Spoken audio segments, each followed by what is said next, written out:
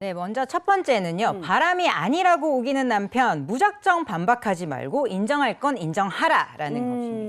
남편은 아니라고 부정하지만 이 사건은 부정행위를 했을 확률이 그래도 좀 높은 편입니다. 왜냐하면 원고가 증거를 수집해서 원고 변호사가 소장을 제출을 했겠죠. 그래서 아내가 소장을 받으신 상황입니다. 그런데 소송을 할 만한 증거가 있다고 확인이 됐기 때문에 변호사가 소장을 써서 제출을 했다고 보여지기 때문에 남편이 무작정 아니라고만 한다고 해결되지는 않는 상황이라고 보시면 되겠습니다. 네, 남편은 뭐 오해다 아니다라고 얘기를 하지만 변호사가 소장을 날렸다는 건 어떤 증거나 이런 걸 확실하게 하고 날린 것 같거든요. 그래서 외도가 거의 확실하다는 것 같습니다. 근데 증거가 있는데 남편처럼 계속 아니에요, 아닙니다. 그러면 안 되죠. 계속 이렇게 우기면 아니 재판에도 좀 불리하게 적용될 수 있는 거 아닙니까? 맞습니다. 상간소송에서 피고가 소장을 받았고 증거가 확실하다면 불륜을 인정하고 사죄하는 게 가장 먼저 보여야 할 태도입니다. 그렇죠. 판사님이 봤을 때 불륜의 증거가 객관적으로 명확한 사건인데 절대 아니다라고 잡아떼기만 한다면 어떻게 보일까요?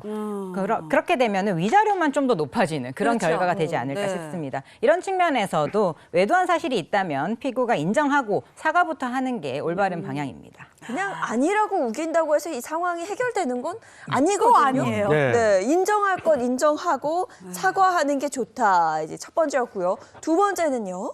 일단 두 번째 대처 방법은 소장 받는 게 무섭다고 직장을 그만두려는 남편. 이게 그만두면 안 된다. 두 번째 대처 그럼요. 방법입니다. 네.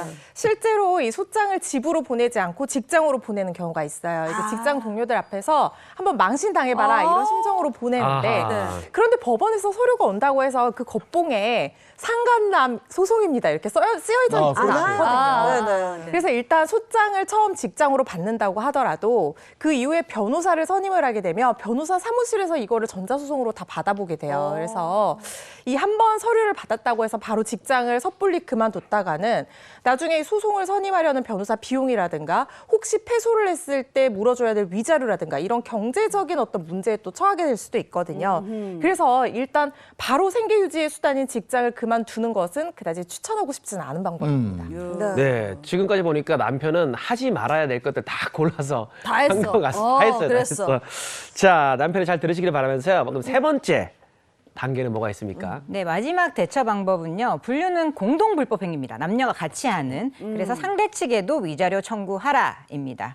여기서는 상간녀의 남편이 우리 남편에게 소송을 걸었다고 했는데 아내도 사실은 이 부정행위로 인해서 상대편 여성으로 하여금 정신적 피해를 엄청 크게 입었잖아요. 그렇죠. 그렇기 때문에 똑같이 불법 행위로 인한 손해배상 청구 소송을 그 상간녀에게 청구할 수가 있습니다.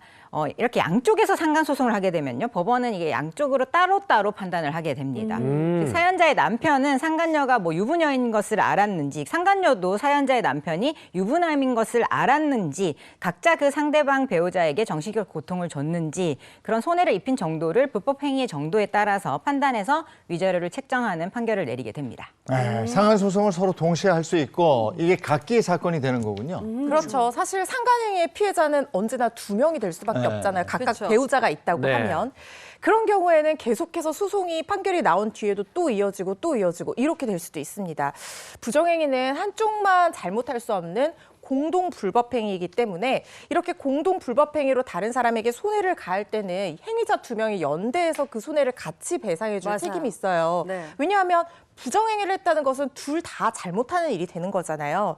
그래서 소송하고 난 뒤에 위자료가 뭐냐, 예를 들어서 3천만 원이 나왔다라고 하면 이 소송을 당한 사람이 위자료를 전액 지급한 뒤에 나와 같이 불법행위를 한 사람에게 절반의 책임을 묻겠다라고 하면서 구상 청구를 할 수가 있습니다. 뭐 잘못한 내용에 따라서 이 내부적인 구상 비율은 달라질 수 있지만 보통 2분의 1씩 책임지도록 하는 판결이 나오는 것이 실무적인 네네. 경향이거든요. 근데 이거는 또 반대로 반대의 경우에도 마찬가지로 구상 청구를 또 할 수가 있는 거잖아요. 그러다 보니까 이런 소송들이 계속해서 이어지고 또 구상 청구를 당했을 때 내가 어차피 물어주기 때문에 새롭게 구상 청구를 하지 않는 경우도 실무적으로는 있지만 어쨌든 이론상으로는 위자료 청구 소송하고 구상 청구하고 또 반대쪽에서 위자료 청구 소송하고 구상 청구하고 이런 소송들이 계속해서 이어질 수가 있다는 거죠. 소송이 좀 길어지고 장기전이 될 수가 있겠네요. 근데 일단 아내가 중학생 딸 때문에 이혼을 포기했는데 그 이미 깨진 믿음을 이걸 덮고 산다는 게 이게 쉽지 않을 수 않아요. 그죠. 있어요. 그래서 네. 나중에라도 다시 이혼하고 싶다 이런 마음이 좀 들 수도 있거든요. 네, 물론 그럴 수도 있는데요. 이게 시간이 많이 흐른 다음에 다시 이혼을 결심하시게 되면 이혼이 어려울 수도 있습니다. 왜냐하면 명시적으로 만약에 이 불륜 행위를 용서를 했다. 그러면은 이게 이혼 사유가 안 되고요. 그렇지 않더라도 남편이 외도를 하게 된 것을 안 날로부터 6개월, 그리고 그 외도 행위가 있었던 때로부터 2년이 지나게 되면 더 이상 재판상 이혼 사유로 인정되지는 않습니다.